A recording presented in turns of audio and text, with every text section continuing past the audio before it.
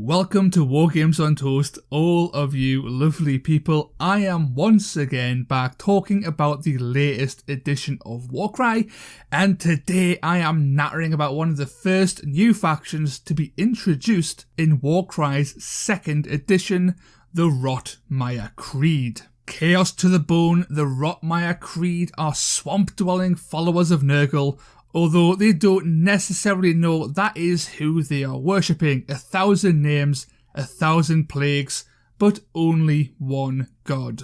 But before we get into the Rotmire Creed, feel free to drop a comment, leave a like, and hit that subscribe button. It helps the channel out immeasurably, and whilst you're there, please let me know what you want to see next. I am currently working on a Horns of Hashut video, as well as Scions of Flame, so keep an eye out for those.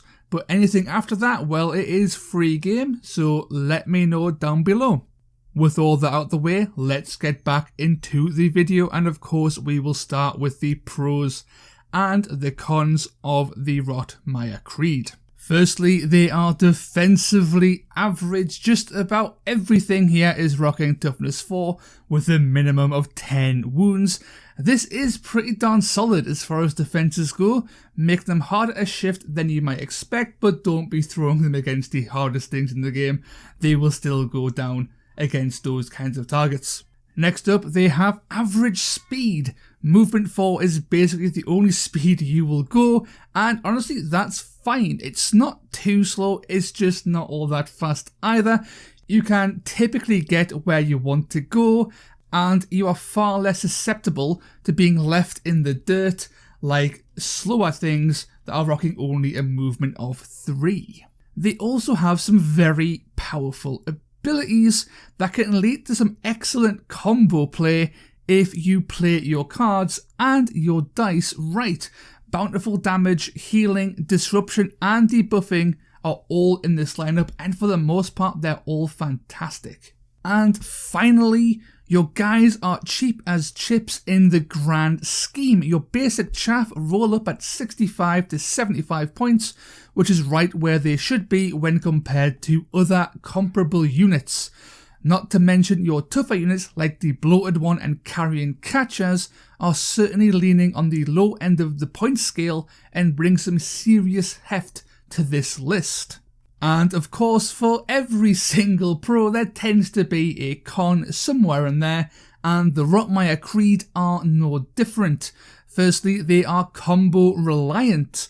As good as your abilities are, which we will get into shortly, Rotmire can fall into the trap of needing their combos to work for them to do much on the tabletop. And following on from this, they are also kind of clunky. You need very specific things to happen to get your combos off, and this can feel like you're fighting against your own faction to do what the faction wants you to do, which can be a bit difficult to deal with. Next up, we have a somewhat limited range. Whilst you have access to many range 2 weapons, you also rock up with a bunch of range 1 weapons as well, and you have no ranged weapons, as in bows and that kind of thing, to speak of. Well, not outside of abilities anyway, and this combined with your middling movement can make it hard for the Rotmire Creed to exert their influence on the table, and this can make it a little bit easy for players to dance around your faction, especially if they have range and they have greater movement. And finally, they are fairly low damage. This is the real kicker, and outside of 1 or 2 very strong units, the Rotmire Creed really struggle to put damage on the board with their standard attacks. Your offensive stats in general are a little bit on the average to meh side of things. You're capped at minimum damage 2 unless you're pushing the Witherlord, who's minimum damage 3, and your strength completely stops at strength 4, even on your bigger guys. This can be quite the hurdle to overcome when hitting anyone with above average defenses, so anyone toughness 5 is going to be a real issue here. And not to beat a dead horse, but again, without abilities, your stats just don't hold as much weight in this regard. So enough skirting on the edge of abilities, let's actually talk about them. And of course, we're going to start with our reaction, which is Bile Blood. This reaction is fairly interesting, and there's a smidge of interpretation error going on, I think, by some players. So, Bile Blood.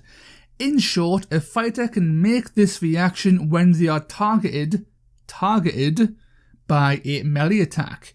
So far, so standard. After the damage is totaled, but before it is allocated, roll a dice for each critical hit scored. For each 3+, allocate 3 damage points to the fighter that made that attack action. This sounds great, but it ends up being more situationally solid.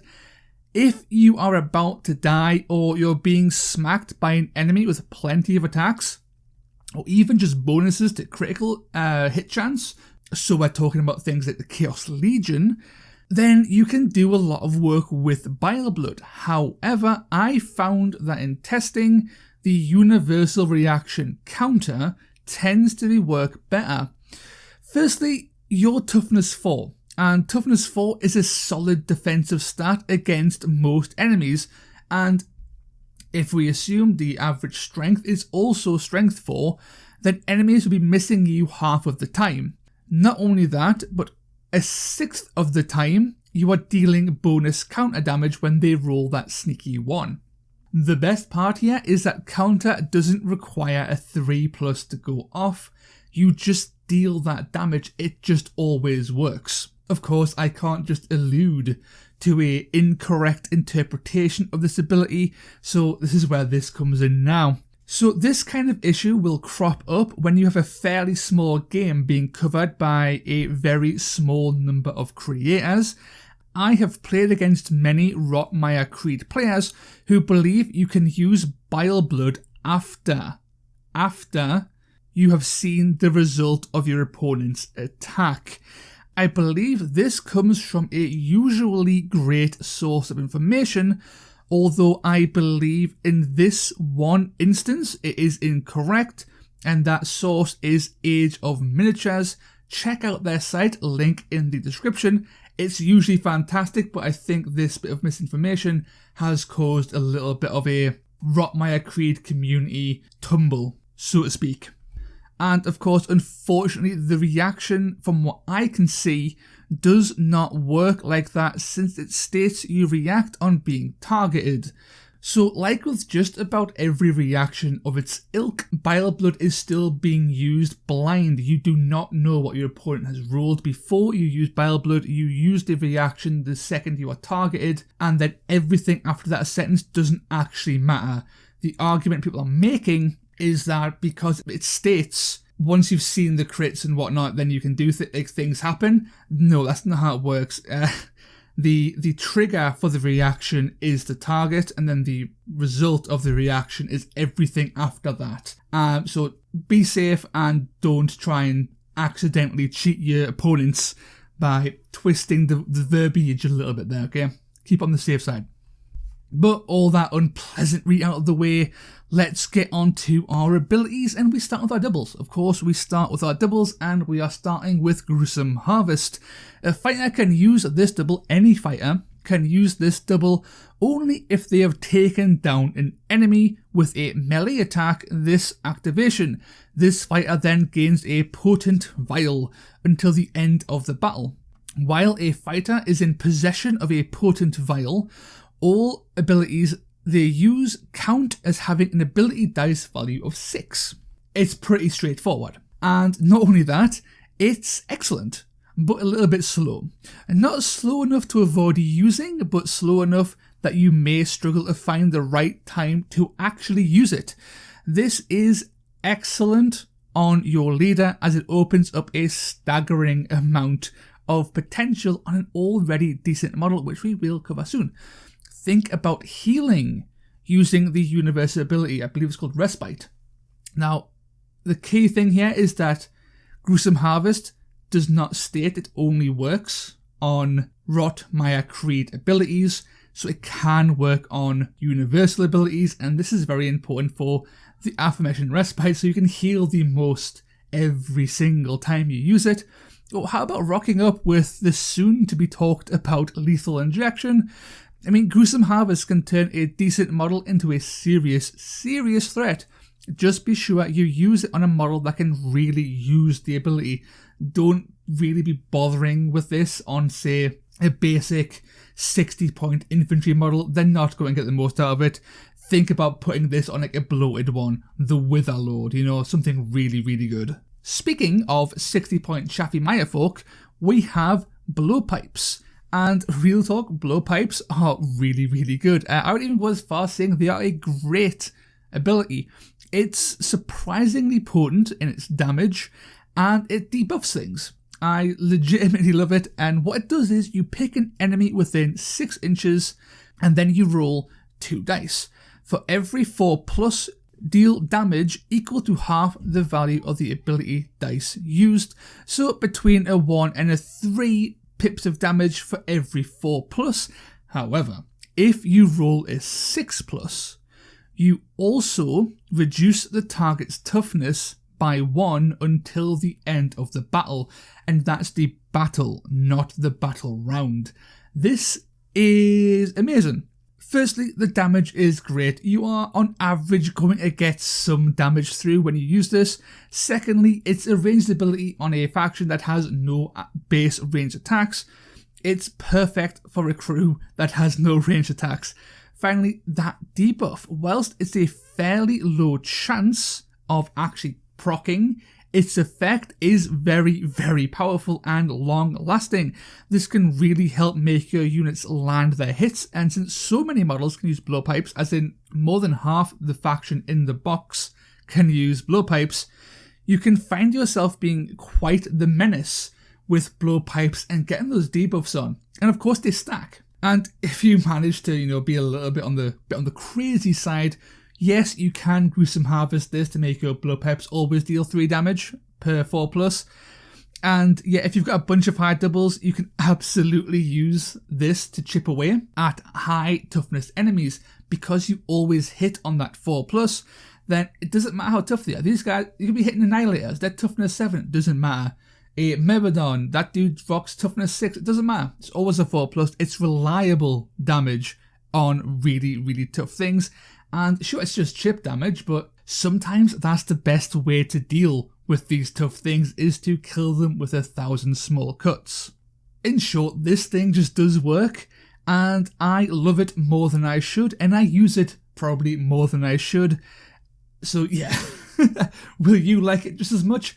I assume so, at least in some degree, but definitely experiment and mess around with Blowpipe. It is one of your strongest abilities, and it is super cheap to use. So how do you follow up something as powerful or utility driven as Gruesome Harvest, and then something as powerful and utility driven as Blowpipes? Well, you'd have something that is powerful and utility driven that is still a double, and that's called Hooked Net. If you saw my Centaurian Marshal video, check it out, helps the channel, you will know that I love nets, and rightfully so. Nets are amazing, and whilst this net can only be used by the Bloated One with the Hooked Net, and it requires a 3+, and you need to be within 1 inch, the effect is really powerful. It prevents people from moving and disengaging. How powerful are we talking here? Well, very, very, very powerful. Bloated Ones are not too expensive, so using AP to move up and then throw that net is very viable. It being a double makes it reliably available to use. Your Bloated One has 18 wounds and toughness 4. It can take a beating in combat, so you can risk getting into range and yeeting that net out for the quick throw.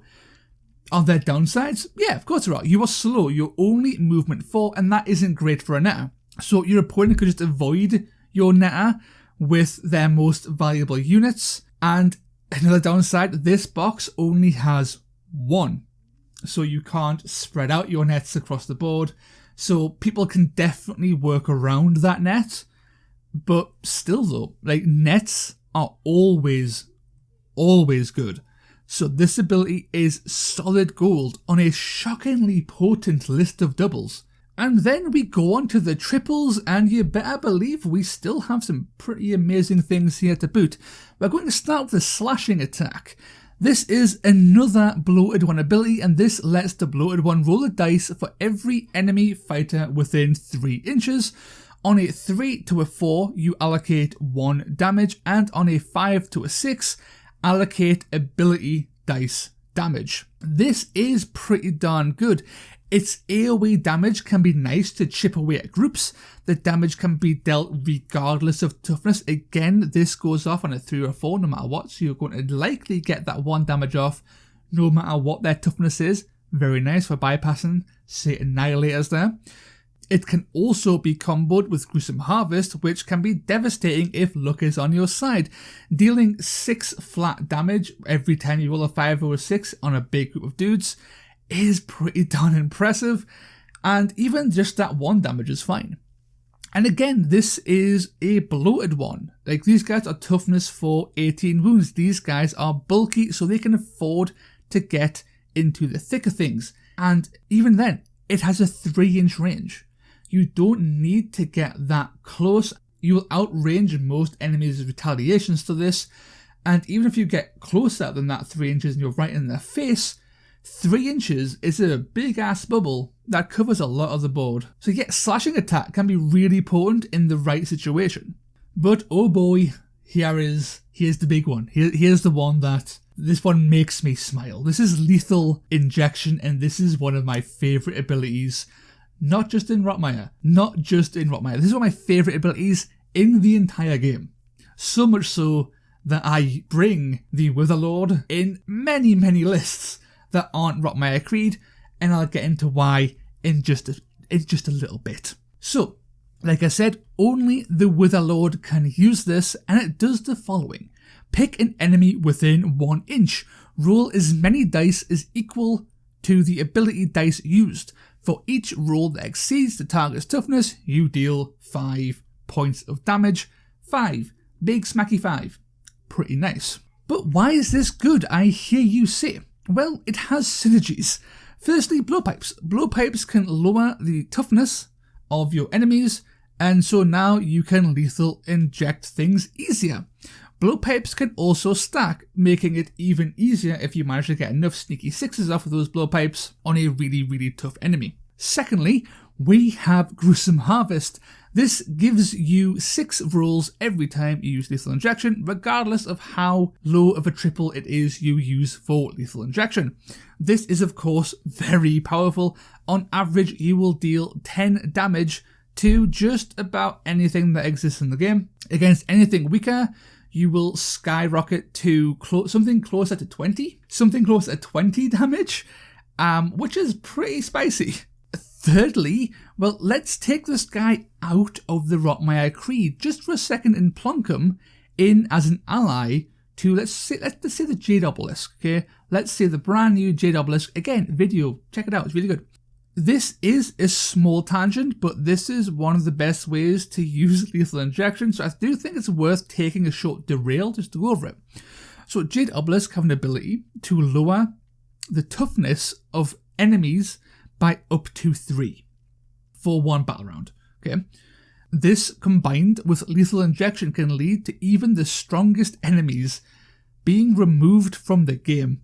We're talking about assassinating enemy leaders with average rolls and potentially one-shotting things like Bulgor, Dragon Ogres, that kind of level of monster, with just 1 lucky roll. It requires 2 triples to pull it off because the ability plus Lethal Injection are both triples.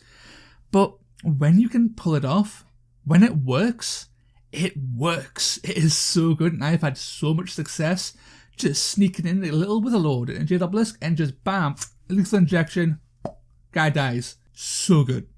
So yeah, Lethal Injection, it's very, very solid in faction and potentially earth-shattering out of faction. And look, even if you're targeting a toughness 4 target, right, which is the average, you're still looking at 10 damage here. 10 damage. This ability, even with the smallest amount of support, makes the Witherlord. Do not underestimate Lethal Injection. Seriously, it is so, so good. And finally, we go on to our quad, and after so much praise, we end on an absolute dud. This is easily the least interesting, least useful ability of the bunch, and I would go as far as saying it's one of the worst quads I have seen in a little while. So you get a bonus attack action with 2 specific models in the faction. So that's fine. Limited, very limited so far. If that attack action scores any critical hits, you net them. For a quad, it's pretty awful. You can get this effect without the extra attack for a double, and it's more reliable. And you have Rampage, the universal ability Rampage, which is better in 99% of cases, and anyone can use that. It's not limited to just the Witherlord and the Carrion Catcher with a very specific, not very good weapon. The net effect is so inconsistent when an actual net exists already in the faction. I don't understand why this is even a quad. It just isn't very good. It can work, you can use it. It's just not going to come up very often. You'll probably use just about anything else over this. It's underwhelming. It is definitely a low point in a list of otherwise excellent abilities. But let's get all of that negativity out of the way and let's talk about some models. Let's talk about the models that you'll find inside of the Rotmire Creed box and what they bring to the table, so you know what to do when you get to the table. And we can't gush about the Witherlord and all of his wonderful abilities without starting with the Witherlord and all of his wonderful stats. So for 175 points, I love this guy. He is great. He has a great ability and he is just a natural born lover of the Rotmire way, which is of course the way of the combo. And he's pretty hard to shift once you get Gruesome Harvest off, thanks to the universal healing ability. He comes with movement 4, toughness 4, and 20 wounds, and this is all very, very solid for a model of his cost. His attack stats are also a bit above what you'd expect for a model in this price range too. He has range 2, very nice. 4 attacks, very nice. Strength 4, wonderfully average. 3/5 damage, minimum 3, critical 5 damage.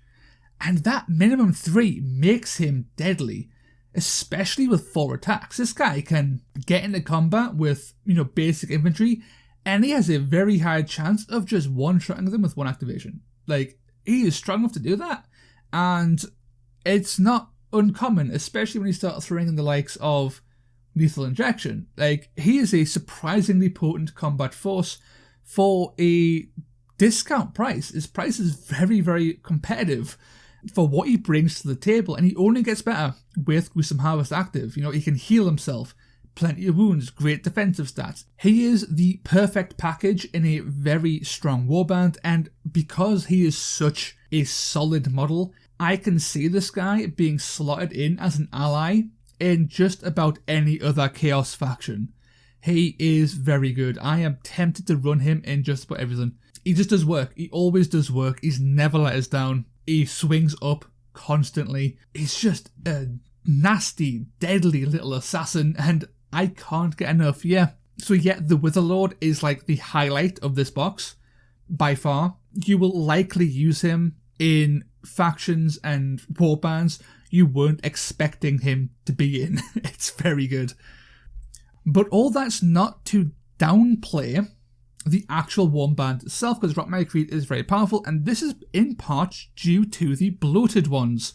We've had a lot to say about Bloated Ones.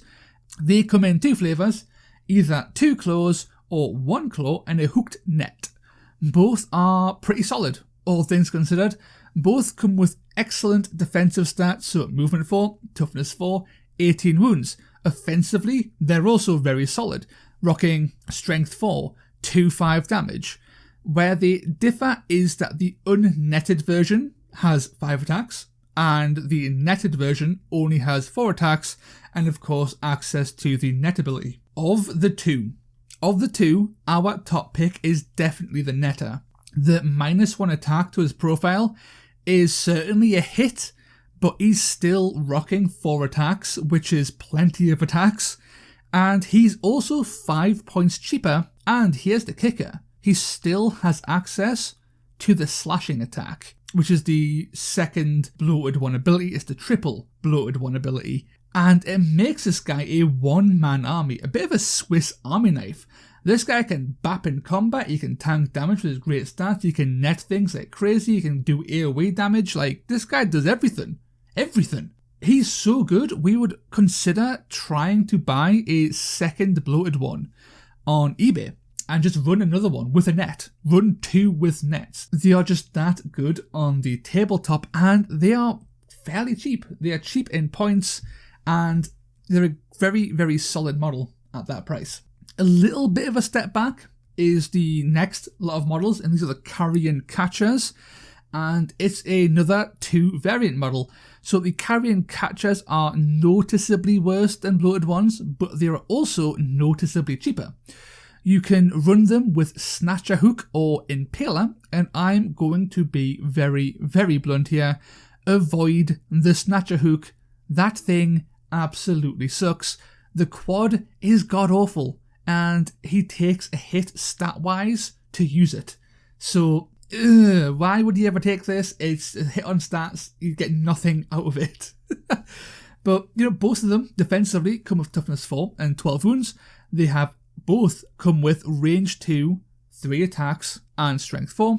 And the Impaler gets minimum damage 2, critical damage 5, and then the Snatcher Hook, the Snatcher Hook gets only a minimum damage of 2 and a critical damage of 4. Sure, the Impaler is 5 points more, but that is a price worth enduring because he is simply the better choice in 99% of cases. Don't bother with the Snatcher Hook, it just isn't very good. And then we round out the faction with the Chaff. Mirefolk are shockingly solid and come in 2 variants, either 2 weapons or 1 weapon and a shield. Of the 2, we think the shielded variant is far, far superior, but both can work, partially because the shielded variant is 10 points more expensive. But they both come with 10 wounds. The shielded Mirefolk gets toughness 4, which is excellent. Not only that, the shielded Mirefolk also gets range 2 on its spear and +1 crit at the expense of losing just 1 attack. It's a very, very small downside that doesn't really hold back a surprisingly durable model. And not only that, both variants of the Mirefolk can use blowpipes. And with all of that out of the way, it's time to look at what we would build as our first list, and we are going to stick with the units in just 1 copy of the Rotmire Creed faction box. So how would you build your models with this box? There's plenty of options and variants, and I'm sure you've got an idea of what to build based on this video, but let's put it down in writing here. First things first, we want the Witherlord for obvious reasons. He is the only leader the Rotmire Creed can take. After that, we want a Bloated One with the Hooked Net upgrade, then 2 Carrion Catchers, both with Impalers, and then 6 Mirefolk with shields and spears. This list, in our opinion, is the best you can build right out of the box. The entire faction is toughness 4. Most of your faction here now is rocking range 2 melee weapons. You have access to a net, you have access to some very solid melee units. Your Witherlord is awesome. There's not much else to say here. This is a very solid build, and like I said, you can get all this from 1 box of Rotmire. This is a fantastic place to start. Now, I don't normally go into how you should expand your Rotmire Creed, but I will make an exception here. If you were going to expand upon just 1 box of Rotmire Creed after a couple of games of practice, then I would advise seeking out a second Bloated One with net from eBay. To get this guy in your list, all you need to do is drop 2 Mirefolk with shields, and then just put this guy in. It's that simple, just drop 2 dudes and put this guy in. This will lower your model count by 1, but it will keep your wound count on the table about the same, whilst increasing your damage output and utility. You can grab a Bloated One for quite cheap if you shop around. I think I saw one the other day for about £10. And it really is the best addition to Rotmire Creed. And you can make that addition without breaking the bank. It's far cheaper than any other expansion option. And I would argue you would get the most use out of this. Like, for usability to money spent ratio, this is really good. But yeah, in conclusion, the Rotmire Creed are great. I love these guys. These guys are undeniably solid. Their models are excellent, and they can do a lot on the tabletop. They have a little bit of RNG, like, mixed into their blood that can make them a little bit unreliable. But unlike, say, the Chaos Legionnaires, they have ways to mitigate that RNG built into their kit, making them so much more fun to play. So much more fun to play. Rotmire Creed are an excellent starting point for new players to Warcry.